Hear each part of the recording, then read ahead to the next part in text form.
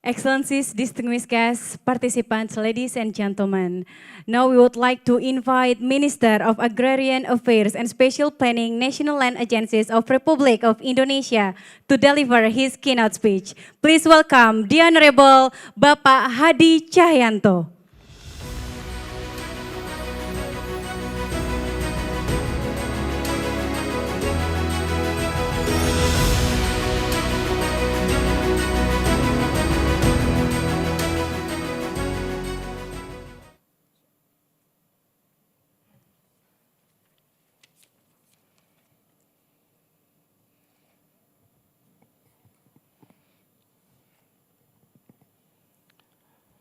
Assalamualaikum warahmatullahi wabarakatuh. Selamat pagi, salam sejahtera untuk kita semua. Good morning.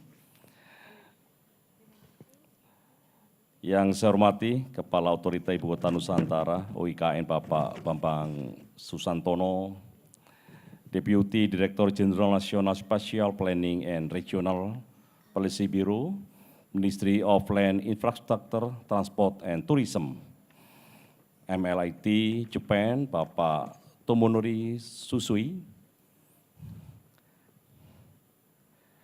Senior Human Statement Officer at the UN Habitat Regional Officer for Asia and the Pacific, Pak Bruno Derkon, UN Indonesia Resident Koordinator, Ibu Valerie Julian, Ketua Ikatan Ahli Perencanaan Bapak Andi Simarmata, dan perwakilan dari kementerian lembaga, para pembicara serta hadirin tamu undangan yang berbahagia yang hadir secara langsung maupun secara virtual. Saya ingin mengucapkan banyak terima kasih atas kehadiran Bapak-Bapak dan Ibu-Ibu sekalian pada acara Six Spatial Planning Platform SPP, National Spatial, jadi Six Spatial Planning Platform SPP Conference di Balikpapan yang mengambil tema National Spatial Planning and Sustainable Territorial Development. Bapak-bapak dan ibu sekalian, kita mengetahui bersama bahwa Indonesia merupakan negara kepulauan terbesar di dunia dengan hampir 17.000 pulau. Luas wilayah Indonesia ini hampir setara dengan panjang daratan benua Eropa. Selain luas wilayah yang besar, Indonesia merupakan negara dengan jumlah penduduk keempat terbesar di dunia, sebanyak 272 juta jiwa. Dunia dan Indonesia saat ini mengalami permasalahan pertumbuhan populasi urban yang sangat pesat. Pertumbuhan kawasan perkotaan yang tidak terencana mengakibatkan adanya alih fungsi lahan, kemacetan, polusi, degradasi lingkungan, resiko bencana, serta perubahan iklim. Hal lainnya adalah rendahnya produktivitas perkotaan, di mana kenaikan 1% urbanisasi di Indonesia hanya berkontribusi kepada 1,4% peningkatan produk domestik bruto yang lebih rendah dari Cina 3% dan negara Asia Timur Pasifik 2,7%. Tantangan selanjutnya adalah kesenjangan antar wilayah di Indonesia, baik kesenjangan antara kawasan barat Indonesia dengan kawasan timur Indonesia, maupun antara Jawa dan luar Jawa. Kawasan barat Indonesia berkontribusi 78,5% terhadap perekonomian nasional. Sedangkan Jawa dengan luas hanya 7% dari total wilayah Indonesia berkontribusi 56,48% dari PDB. Tantangan lainnya adalah terkait dengan resiko kebencanaan, di mana letak Indonesia yang berada di cincin api Pasifik mengakibatkan tingkat kerawanan bencana geologi di Indonesia tinggi. Perubahan iklim yang cukup ekstrim juga menyebabkan ancaman bencana hidrometeorologi seperti banjir, longsor, dan kekeringan. Oleh karena itu, perencanaan tata ruang yang berkualitas menjadi penting bagi pertumbuhan ekonomi, pengurangan kesenjangan antar wilayah, dan penciptaan ruang yang berkelanjutan sehingga dapat mewujudkan visi Indonesia 2045, yakni menjadi negara maju pada tahun 2045. Tata ruang harus menjadi panglima dalam pembangunan. Rencana tata ruang harus menjadi rujukan dan harus dipatuhi oleh semua pihak tanpa terkecuali. Hadirin yang berbahagia, rencana tata ruang di Indonesia berjenjang dari tingkat nasional, pulau, kawasan strategis nasional, provinsi, kabupaten, kota, hingga rencana detail tata ruang atau RDTR. Berbicara RDTR, dari 2000 target RDTR, saat ini yang sudah menjadi perda atau perkada baru mencapai 384 RDTR, di mana 194 RDTR diantaranya sudah terintegrasi dengan sistem online single submission. Oleh karena itu, saat ini kami terus mendorong pemerintah daerah untuk mempercepat penyusunan RDTR. Langkah strategis berikutnya terkait dengan penataan ruang adalah upaya untuk mempercepat proses perizinan investasi melalui penyederhanaan dan percepatan proses penataan ruang sebagai persyaratan dasar izin investasi dengan tetap memperhatikan aspek keberlanjutan. Hierarki tertinggi rencana tata ruang adalah Rencana Tata Ruang Wilayah Nasional atau RTRWN. RTRWN memuat sistem perkotaan nasional, pusat-pusat pertumbuhan, dan koridor pertumbuhan serta koridor pemerataan yang terhubung dengan kawasan hinterlandnya oleh sistem jaringan transportasi. Saat ini Kementerian ATR BPN akan menetapkan Ibu Kota Nusantara IKN menjadi bagian dalam sistem perkotaan nasional di dalam RTRWN.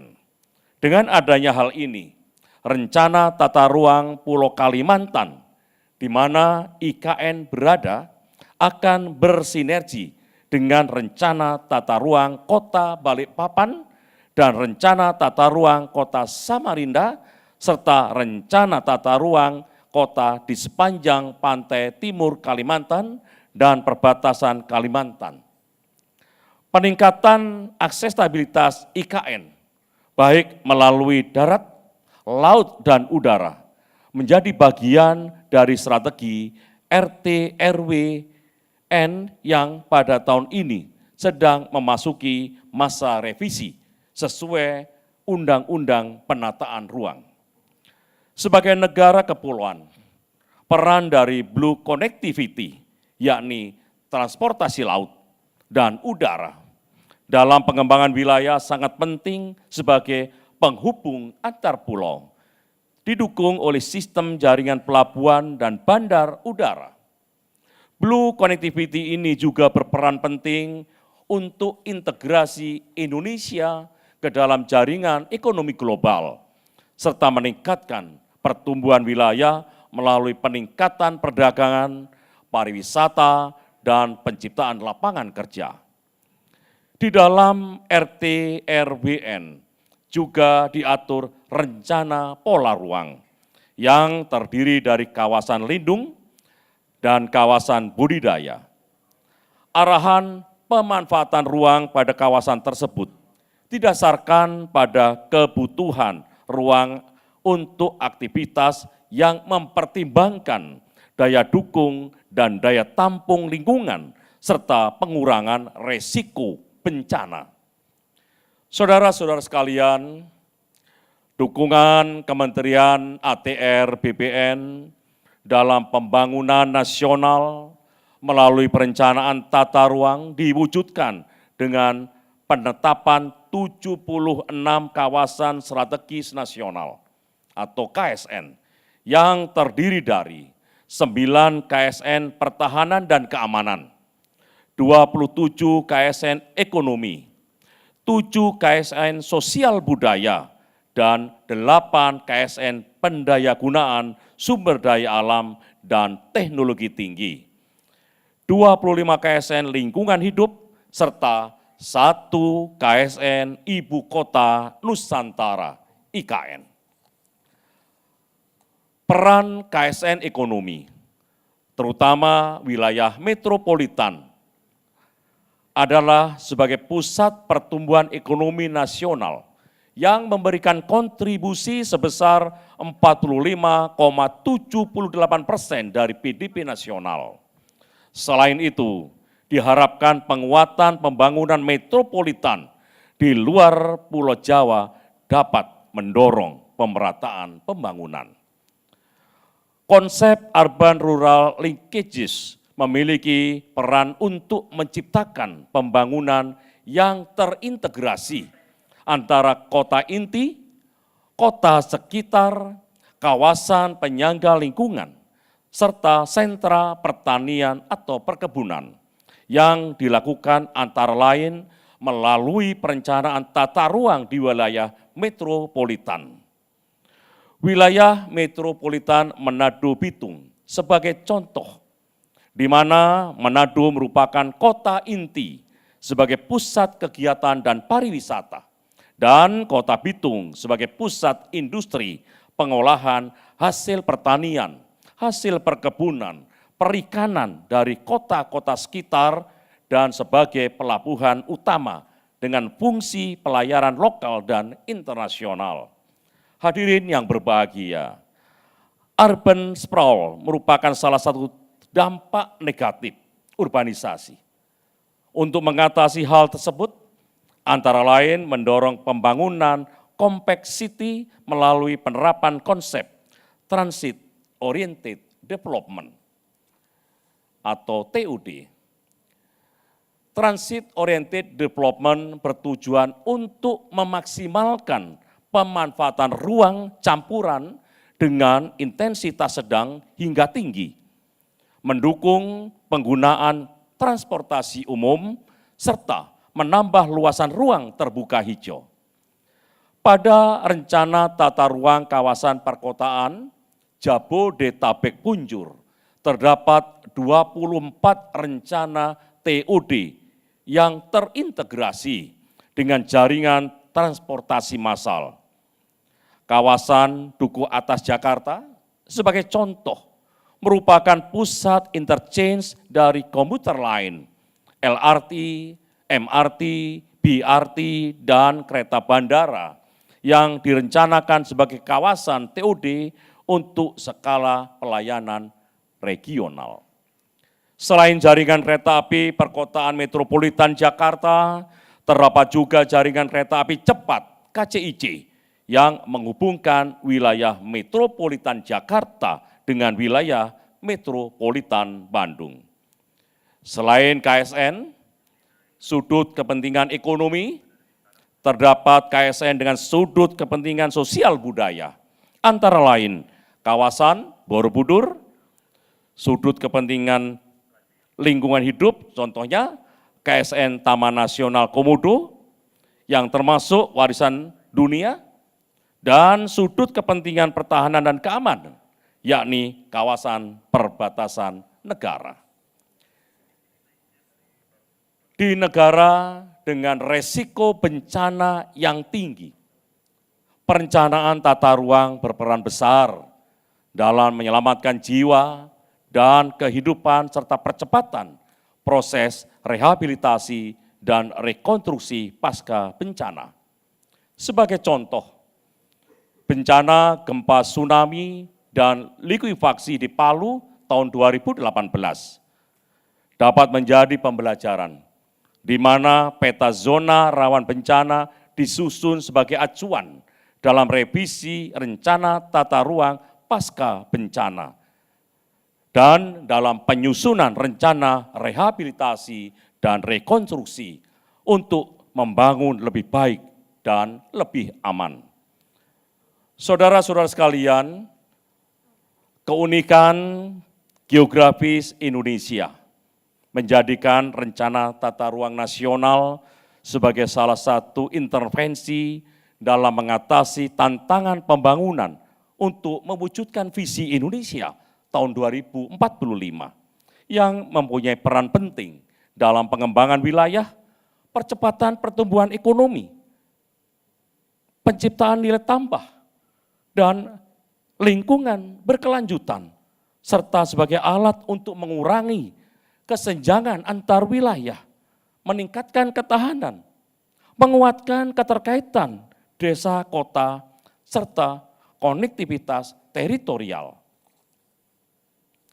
Hadirin yang berbahagia, saya berharap Special Planning Platform (SPP) dapat menjadi ruang diskusi untuk berbagai pengalaman dan ilmu, sehingga kita bersama dapat mewujudkan pembangunan wilayah yang berbasis pembangunan berkelanjutan, sesuai dengan agenda nasional dan global. Demikian yang dapat saya sampaikan.